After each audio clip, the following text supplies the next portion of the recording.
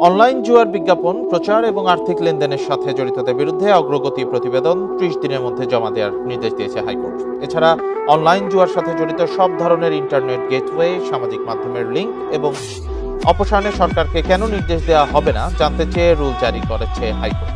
একই সাথে অনলাইনে জুয়া বন্ধে এবং জড়িতদের কার্যক্রম সার্বক্ষণিক পর্যবেক্ষণের জন্য মনিটরিং সেল গঠনের কেন নির্দেশ দেওয়া হবে না তাও জানতে চাওয়া হয়েছে। রোববার বিচারপতি কাজী জিনাত হক এবং আইনুন নাহার সিদ্দিকার হাইকোর্ট বেঞ্চ এর রুল ও আদেশ দেন। এ নিয়ে দায়ের করা রিটে বলা হয়, প্রচলিত আইন এবং সংবিধান অনুযায়ী যে কোনো ধরনের জুয়া খেলা বেআইনি ও অপরাধ, কিন্তু বিবাদীদের নিষ্ক্রিয়তার কারণে অনলাইন জুয়া মহামারী আকার ধারণ করেছে।